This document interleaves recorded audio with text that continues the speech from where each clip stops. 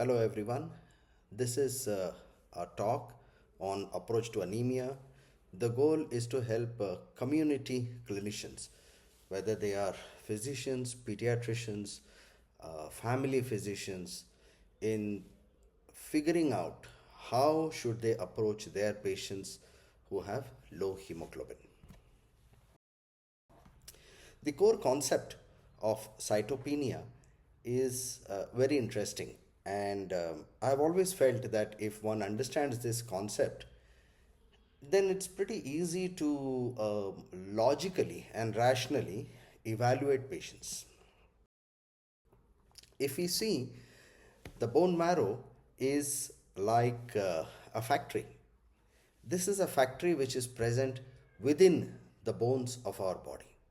And as a factory, the bone marrow makes all the different kinds of blood cells. So, RBCs, WBCs, and platelets.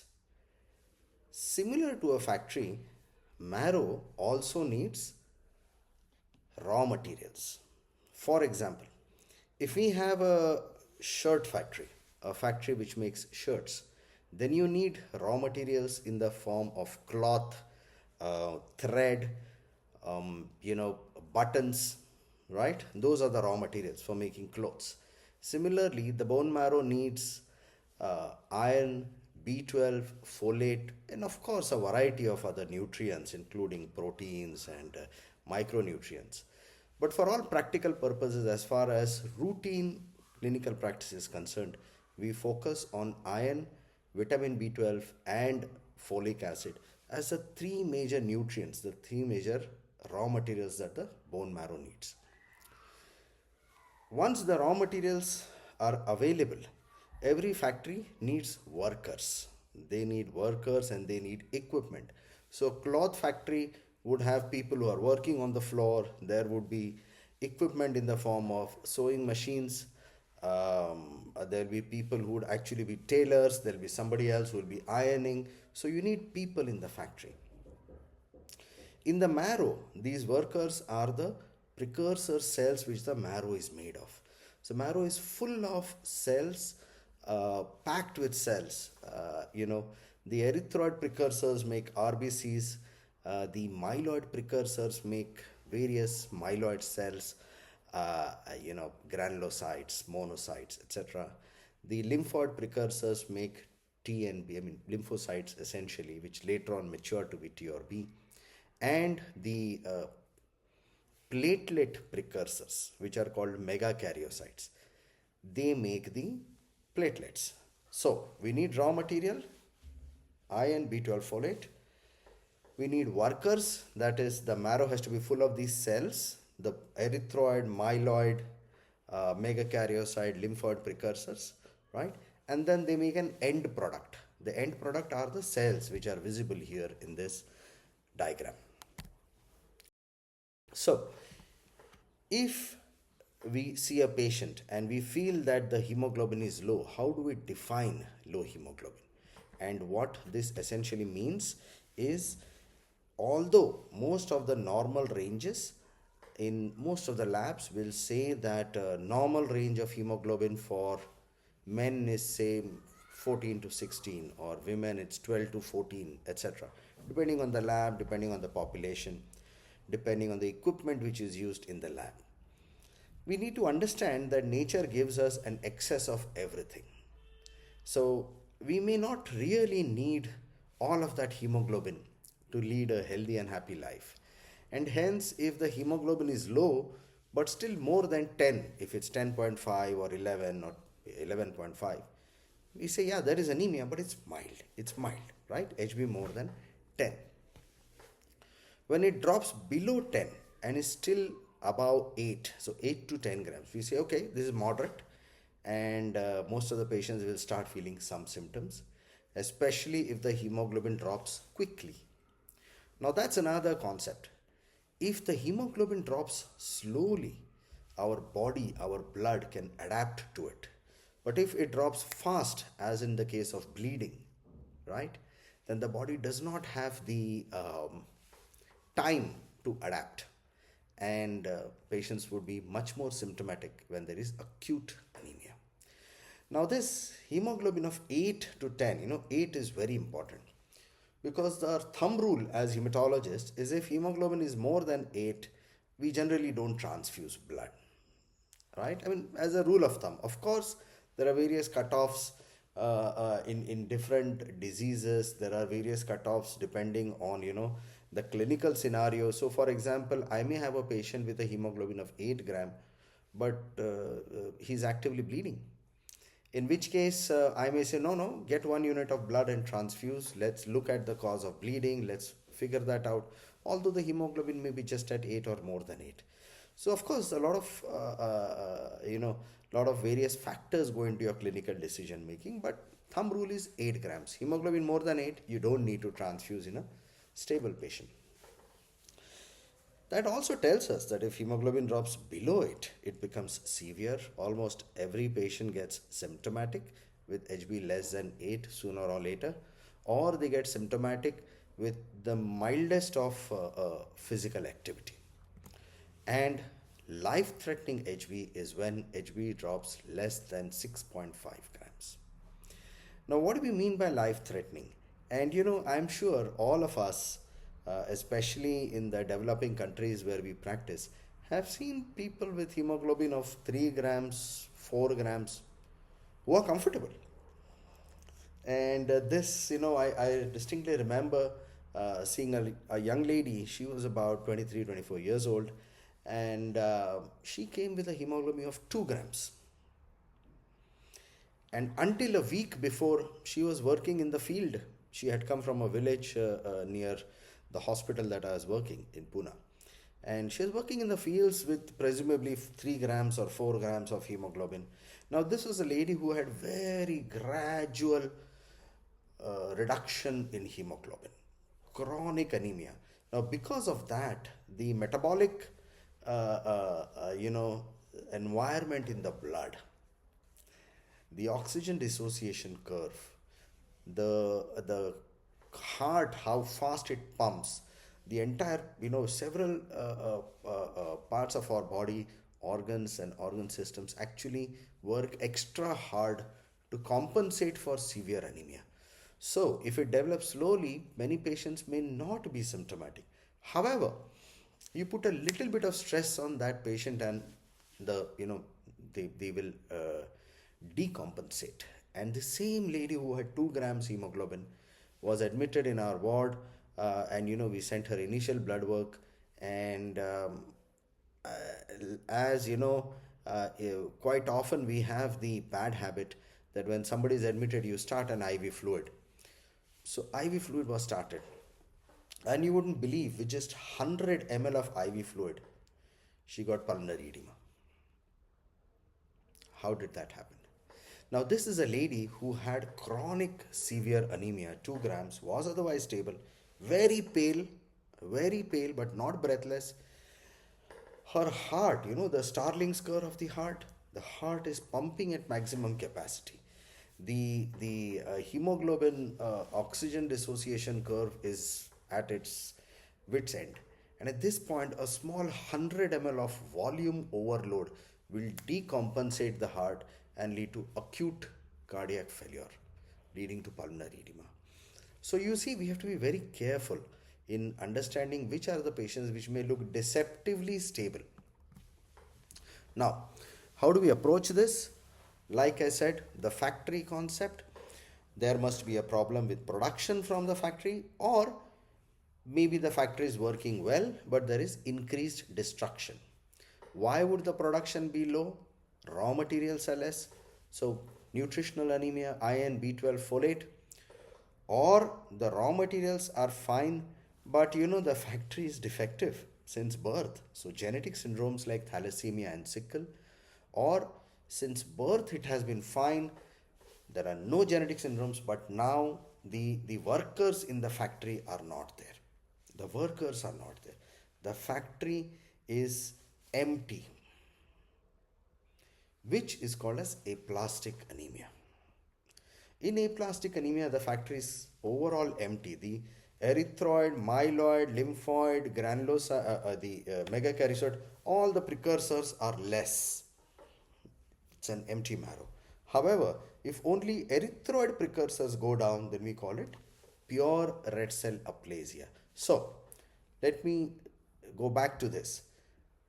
Less, you know,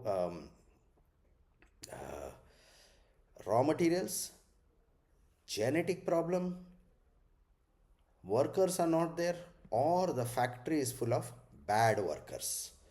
It's full of bad workers, bad cells, cancer cells, leukemia, lymphoma, right? And which are not allowing the good cells to work and produce RBCs, produce hemoglobin. In some patients, the factory is fine, it is making enough blood, but there is increased destruction or loss, as in blood loss, or the blood is breaking up in the blood vessels. It is hemolytic anemia, intravascular or extravascular in the spleen. So, this is how we use the factory concept to conceptually understand the causes of low hemoglobin. How do we evaluate our patients? Of course, everything starts from history, like I told you, acute, chronic, when did it start, how much was the anemia, was a transfusion given, when was the transfusion given, how many transfusions were given, right? We ask that history. We also ask whether there has been jaundice, hemolytic anemia, right?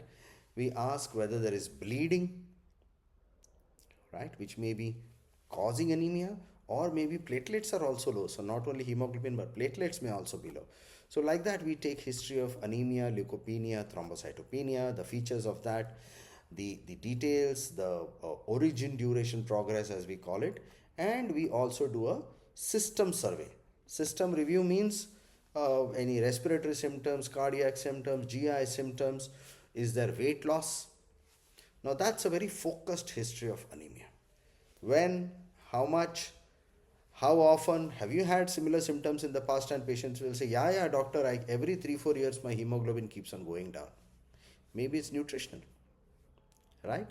But this is classic history nutritional anemia, where their hemoglobin drops, somebody gives them iron tablets or B12 injections, or they get a blood transfusion. 1 unit of blood gives 1 year's supply, 1 whole year's supply of iron and B12, right? So we have treated the anemia with the nutritional deficiency. Now there is enough iron, and hemoglobin goes up. Again, by the end of first year, hemoglobin starts trending down. By second, third year, it really goes down. By third, fourth year, the patient again presents because the hemoglobin is down. So this, how many times has it happened, is a very important history. Weight loss is a very important history, especially in patients over 40 years of age, when they have the first episode of iron deficiency and weight loss. You have to think of a gastrointestinal malignancy, right? So this is a focused history that we take. Evaluation wise, in clinical examination, there's really nothing much. We look at anemia, icterus, we look for foci of infection, just to ensure that the WBCs are fine, and are there any spots of bleeding on the skin, if there is thrombocytopenia. We look at icterus mainly for hemolytic anemia, and lymph nodes, liver, spleen. They are very important for us. We need to understand that along with the bone marrow and the blood, the liver, spleen, lymph nodes are part of the hematopoietic system. And if I have lymphadenopathy, I start thinking of lymphoma, right? Or I start thinking of viral infections. If I have hepatosplenomegaly in a patient, then I start thinking, oh, is there cirrhosis with hyposplenism? Is there another lymphoma, hairy cell leukemia, right? Or in a young child who comes with severe anemia, infant, I will think, is this a thalassemia syndrome which has hepatosplenomegaly? So this is a focused examination that we do. Investigation wise, it's very important to have a good lab, and to ensure that the lab where you send your samples has proper quality control, They are enrolled in some accreditation, process. They are certified, and if they have good equipment with good quality control, today's machines give amazing reports. They tell us how many cells are there, what is the size, what is the mean hemoglobin, all that. And this gives us so much information. And this is far, far, far more accurate than the, manual tests. Okay, remember that. When we check, we also ensure that we are cognizant that the values of a complete blood count, of a full blood count, may have some variation between the pediatric and the adult age group, specifically in terms of the cell of the RBC size. So higher MCV, higher lymphocyte count, and even high hemoglobin in a newborn. The expected hemoglobin is much, much higher, and we may consider a child who had 15 hemoglobin dropping to 12 as having serious anemia, right? A newborn child. So we have to put that into context. Once we have the values, the report from the automated cell counter, we request our pathologists to look under the microscope. We ask them to see how do the RBCs look, what is the shape, what is the size, are they broken RBCs as in schistocytes, uh, are there any features of iron deficiency or megaloblastic anemia, are there any parasitic infections which may be leading to chronic anemia. Malaria may be leading to chronic anemia, although nowadays quite less in our practice. But ours is a referral institute, but you may be seeing much more of this. We also ask them whether there are any abnormal cells. Do they see any abnormal WBCs, which may give us a hint that hey, maybe there are bad cells which are in the marrow. Maybe there is a leukemia or lymphoma infiltrating the marrow, which is leading to anemia. Biochemistry wise, it's important to do some tests, right? And LDH is one of them. Remember, LDH is an intracellular enzyme, and when a cell breaks, the LDH from the cytoplasm comes out in the blood and becomes serum LDH. And when we do serum LDH, and if that is high, it tells us maybe cells are breaking. Maybe cells are breaking, so there is hemolysis. Maybe cells are breaking, so there may be a cancer, because cancer cells, leukemia, lymphoma, they multiply very rapidly and then they die very rapidly, so they break very rapidly. There may be other hemolytic anemias, such as TTP, right? Or autoimmune hemolytic anemia, and we are going to have another talk on hemolytic anemias. So a higher LDH tells us either the cells are breaking because of hemolysis or cancer. But there is one more differential diagnosis. Vitamin B12 deficiency is a very peculiar nutritional anemia. In vitamin B12 deficiency, what happens is the RBCs, WBCs, and platelets inside the marrow, the precursors, they form all of these cells. The cells are formed, okay? But they cannot mature. The nucleus cannot mature. And because the nucleus cannot mature, majority of the precursor cells, whatever are the immature cells, they die within the marrow. They break within the marrow. Very few RBC, WBC platelets actually come out of the marrow into the blood, right? They don't come out in the periphery itself. And because these cells are breaking and dying in the marrow, intramedullary, inside the marrow, intramedullary hemolysis, the LDH can be in thousands. So whenever we see an LDH in thousands, there are only two common differentials. Either it's B12 deficiency or very high grade cancer like Burkitt lymphoma, right? So that's the relevance of LDH for us. We do a liver function test. Indirect hyperbilirubinemia tells us about hemolysis. High globulins tell us about myeloma. We look at the kidneys. Again, there may be chronic kidney disease which may be leading to chronic anemia. There may be an acute problem as in HUSTTP, correct? If we are thinking of hemolysis, we will do a direct Coombs test. And if we are worried about an underlying cancer leading to anemia, then we will do what is called as a tumor lysis panel. So uric acid, potassium, calcium, phosphorus, etc. After this basic biochemistry is done, for you in your practice, you may not do all this, and that is fine, right? If somebody comes with anemia and it is hypochromic microcytic, you may then think, hey, look, this is hypochromic microcytic. I'm not going to do much. It looks like iron deficiency. I'm going to give a trial of oral iron, and that's fine. You may say, I don't even want to do ferritin. Sure, no problem, don't do ferritin. However, if you're giving oral iron without further evaluation, after just a complete blood count, you think, no, no, this is iron deficiency, nothing else. That's my clinical diagnosis. My patient cannot afford serum ferritin, B12, folate, LFT, creatine, blah, blah, blah, LDH. No problem, give it, but follow up.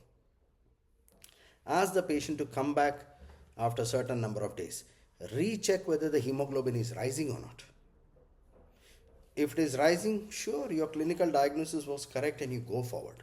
But if it is not rising, then you need to think, hey, this is a high risk patient, not going as expected. I have to evaluate further. And that is where I am introducing this concept of high risk cytopenia. So, if it's not just hemoglobin, but even WBC and or platelets are down, more than one cell line is down, problem, you need to evaluate further. If there is no response to iron vitamin supplements, problem. If there is an initial response and then again hemoglobin drops, problem. Don't just keep on giving blood. Yeah, every 1 or 2 years somebody comes, I give blood and they go. No, no, no. Repeat recurrent cytopenia. Please evaluate. Don't ignore. If there are infections, recurrent infections, WBC counts are normal. Maybe the WBCs are not working properly. Correct? They are there in number, but they may not be functioning, which is what we see in MDS, myelodysplastic syndrome. So recurrent, multiple cell lines means low hemoglobin, low WBC, low platelets, but sometimes WBC counts may be normal, but they are not functioning properly, right? Or you think that, all right, this is iron or B12 and I'm treating it, it is taking a long time to recover, right? Very unusually delayed recovery. And if you see enlargement of liver, spleen, lymph nodes, there is something different. This is not plain iron deficiency or B12 deficiency, right? And especially my friends, if your pathologist writes atypical cells seen under the microscope, don't ignore it. Don't ignore, because then you have to think of a cancer. You have to think of a leukemia, lymphoma. Something might be there. I have to work on that. So once you see all of these things, and you need to do further evaluation. Typically, blood test, bone marrow, or if there are liver, spleen, lymph nodes, do a PET-CT if you want to rule out, cancers, right? So this is the concept of high-risk cytopenia. Now, when do we do bone marrow exam? The indications were there in the previous slides. But what do we actually see? We see if there are enough workers in the marrow. We see whether the marrow is cellular or there are no workers, hypocellular, as we see in aplastic anemia, right? And we also look for abnormal cells. Are the precursors normal, or do they look like blasts? Do they look like cancer cells, right? We also look for, there may be enough cells and they may be slightly abnormal. They don't really look like blasts, they don't really look like cancer cells, but they look different, which is what we call as dyspoiesis or dysplasia. That tells us maybe this patient's marrow, there are cells, the workers are there, but they are not good workers. They are not doing their job. They look slightly funny. They look dysplastic. That is myelodysplastic syndrome. So how do you practically approach your patient, right? You get somebody with a first episode of anemia. If possible, do ferritin. For the diagnosis of iron deficiency, don't do serum iron, TIBC, and transferrin saturation and all that. Not required. Not required. If you want to rule out iron deficiency, do ferritin. Ferritin less than 30 is iron deficiency and nothing else. There are very rare syndromes of, genetic syndromes with low ferritin, but otherwise, ferritin less than 30 is iron deficiency and nothing else. Just do that one serum ferritin test, okay? Don't do serum iron and all that. Try to do B12 folate also because there may be combined deficiency, yeah? If possible, do a liver and kidney evaluation as a baseline, yeah. And if WBC platelets are low, liver, spleen, lymph nodes are enlarged, recurrent anemia, inadequate response to treatment, transfusions, please go ahead and do proper evaluation, yeah. Sorry.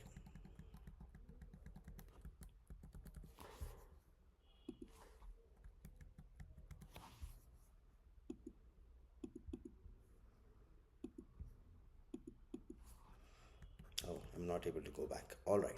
Now, so this is a flow chart for you. If somebody comes to you with low hemoglobin, right?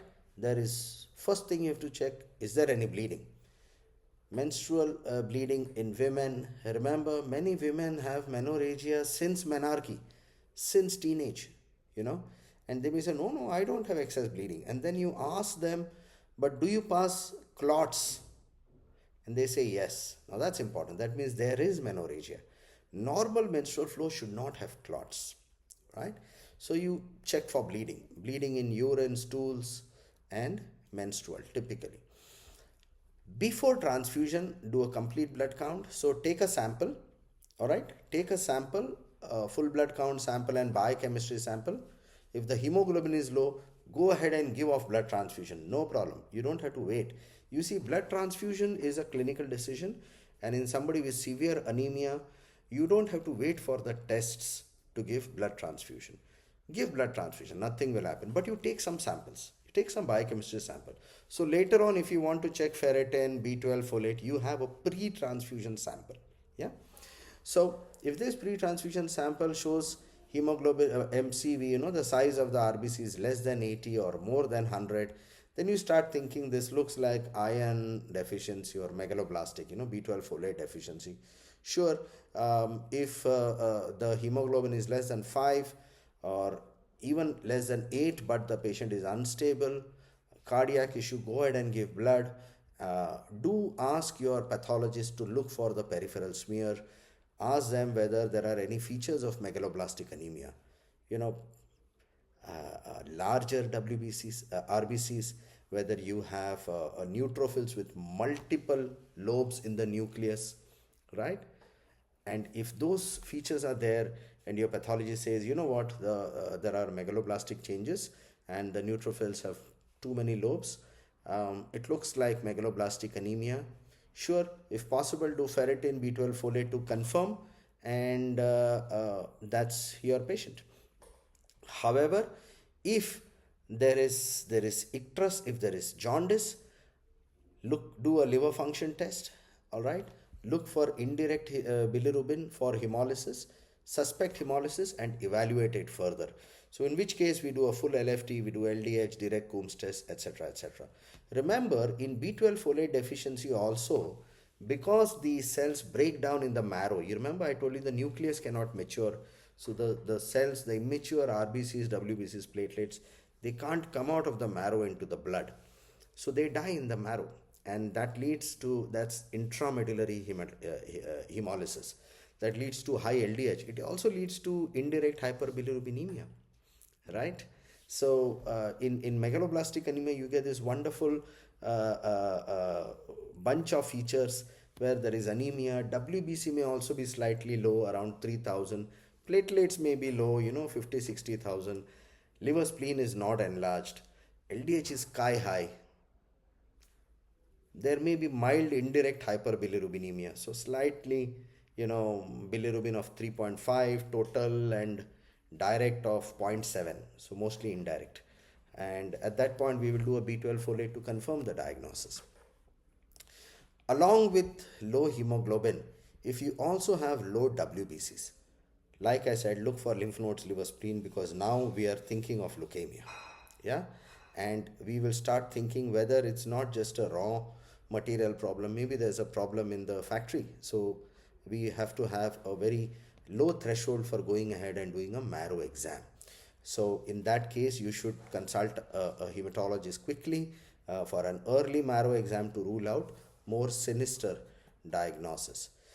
Similarly, with low hemoglobin, if the platelets are also low and it's not explained by your viral dengue fever, etc., or there are abnormal cells in peripheral smear, enlarged liver, spleen, lymph nodes, you have to think of a primary marrow problem, because now more than one cell line along with RBC, WBC, platelets are also affected. So we have to look at the factory. We have to do an early hematology consultation and go ahead with a marrow exam. How do we treat anemia? I'm going to give you basic concepts of the common issues that all of us face. So, iron deficiency, how do you treat it? You've diagnosed iron deficiency clinically with a cell, low MCV, etc. You've probably done a ferritin. You may not have done ferritin, but clinically you have diagnosed. You think, no, this is iron deficiency. My patient can't afford any further evaluation. Sure, no problem. Give oral iron. You can start with once or twice daily, whatever the patient can tolerate. Many patients, don't tolerate twice a day. We give them once, and even alternate day is fine. But try to give once or twice daily if possible. And most of the patients do well with oral. But some just cannot tolerate. They get bad gastritis, they get diarrhea, they get constipation. They can't tolerate oral iron. In them, we have very safe injectable iron formulations available. So we have iron polycarboxymaltose or isomaltoside. They can be given very, very, very low risk of reactions. There is another type of patient who requires nothing but IV iron. They will not benefit from oral. And these are patients who have poor absorption of oral iron, right? So not just intolerance, but absorption may be an issue. And sometimes it's because they've had a surgery. They've had a bypass surgery, or they have had intestinal resection for whatever cause. So they don't have the gut, enough length of the gut to absorb nutrients. And these patients need lifelong injectable iron and B12. And I have a patient who comes every 3 months for injectable iron, and that's fine, right? So you've diagnosed iron deficiency, pure iron deficiency, WBC platelets are normal, liver, spleen fine. If hemoglobin is less than 5 grams, no cardiac respiratory problems. You can even wait till 5 grams of hemoglobin to transfuse in nutritional anemias and nutritional anemias only. You can take a pre-transfusion sample for B12 folate.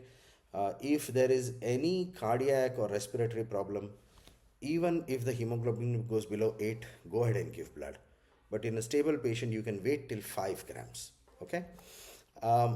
Once you have started treatment, oral, injectable, transfusion, whatever it is, you have to repeat complete blood count every week. Very important. Don't give a month's prescription and tell them to come after 1 month, especially if you have not done ferritin and B12. Okay. If you have just done a complete blood count, made a clinical diagnosis, started oral iron, maybe even given blood, call them back after a week, do a CBC 4 times. Now, if after 1 month, 4 weeks, after 1 month, hemoglobin has grown by more than 1 grams with oral iron or injectable iron, WBC and platelets remain normal, fine. This is just iron deficiency. You don't have to worry. Continue the same treatment. Follow up once a month for 3-4 months and continue this treatment. After 6 months, check ferritin. And if the ferritin has become normal, it has gone more than 30, you can stop iron therapy. Yeah, this is the duration of iron therapy. After stopping, again check CBC after 3 to 6 months to see whether the hemoglobin is dropping again. So this is how in your clinic you can evaluate and treat an iron deficiency. If you are not able to do detailed evaluation just based on CBC, you want to diagnose, you're forced to diagnose. Not all patients can afford, or they're not willing for evaluation, ferritin, LFT, creat. This is how you do it. Hemoglobin is growing by 1 gram in a month. First month, check every week, and then every month for 3 to 6 months, and you can stop treatment once you should do ferritin, right? However, if the hemoglobin is not increasing as expected, then you do need evaluation. Yeah, everything that we spoke before. Then you don't let go.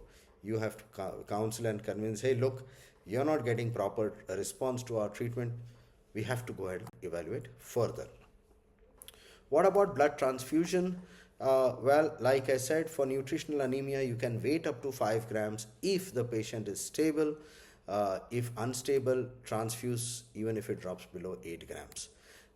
Alert, take extra biochemistry sample before you start the transfusion. Okay, don't wait for the reports. Take it and keep. So later on, if you decide to do B12 levels, etc., you will have a pre-transfusion sample in the fridge. Uh, Go ahead and transfuse marrow. Don't worry. There is a misconception that if we give transfusion, the bone marrow report will get altered. No. Bone marrow is only altered if you give steroids. So there is no harm in giving transfusion. But don't give steroids. Some of us have the habit of giving hydrocortisone before every transfusion. We need to stop that. That's not good. What about patients who do not respond very well, or they have recurrent anemia? Common problems are we have not treated them properly. They've taken iron tablets for 2 3 months and stopped, right? Or along with iron, they may have a B12 folate deficiency. This is very, very common. Yeah. Or they may have bleeding. So we are giving iron and the blood is being lost. Or there may be some other underlying chronic conditions, creatinine, renal failure, CKD, hypothyroidism, especially in ladies in the third, fourth decade of life. For recurrent anemias, we usually check the TSH because if the thyroid hormone is not there in adequate quantity, the factory does not work, correct? There may be other problems like the kidney, there may be problems in the liver, spleen. So essentially, we have to rule out other things if there is recurrent or refractory anemia. Rarer problems that can lead to recurrent issues are somebody chronically taking pantoprazole, chronically taking ranitidine, because the gastric acid is required for iron absorption. So if patients are abusing proton pump inhibitor therapy, they may be eating properly, but the iron doesn't get absorbed. So this is one cause of chronic iron deficiency. We also look for malabsorption, celiac disease, right? Inflammatory bowel disease in patients who have recurrent anemia. And of course, there are bone marrow pathologies, like I told you, aplastic, leukemia, myelodysplastic syndrome, etc. Occasionally, there is a disease called PNH, paroxysmal nocturnal hemoglobinuria. This looks just like iron deficiency. So in recurrent iron deficiency, we test for PNH and marrow infiltration due to secondary tumors, breast cancer, etc. Now, what is this myelodysplastic syndrome? I'll just briefly introduce. Essentially, the marrow has the factory workers, it has the cells, but they are slightly abnormal. They're not fully cancerous now, it's pre-cancerous, pre-malignant, right? So it's a bone marrow problem, and the DNA and the DNA methylation, histone acetylation of the DNA of the hematopoietic cells has some aberrancies in the marrow. That's why the precursors don't work properly, and they look slightly abnormal. Many times it's not very easy to make out dysplasia, right? So the diagnosis gets missed. Even if you do a marrow exam, many times it's not easy to diagnose it visually. So the marrow just doesn't make enough blood cells, and it's a pre-malignant condition, can progress to acute myeloid leukemia. There's a whole classification of MDS, the different types, how we diagnose, the genomics, the mutation, the treatment response. Some patients need a bone marrow transplant. I'm not going to to go into the detail of that. However, I'll just give you an overview. For aplastic anemia, well, it's bone marrow failure. So in young patients, we have to change the bone marrow, right? Like liver failure, we do liver transplant. For bone marrow failure, we do bone marrow transplant, or what is called as stem cell transplant. However, when patients are older than 40 years of age or 45 years of age, or if they do not have a stem cell donor, an HLA matched stem cell donor, or if they are not fit for a transplant, then we give immunomodulatory therapy or immunosuppressive therapy, because aplastic anemia is a kind of autoimmune disorder, right? For MDS, there are good medicines, tablets, and injections available. And if it is very advanced, again, we have to change the marrow. We have to do a stem cell transplant. Leukemia, lymphoma, myeloma, the three blood cancers, they are very, very well treated. Today, most of the patients can be cured. Usual treatment is with chemotherapy or chemoimmunotherapy. Sometimes, a transplant is required. So, thank you so much. This was my talk on anemia, the logical approach, and how we evaluate, how you can practically manage your patients. Feel free to reach out to me if you have any questions, or if you would like to discuss your patients. Thank you so much.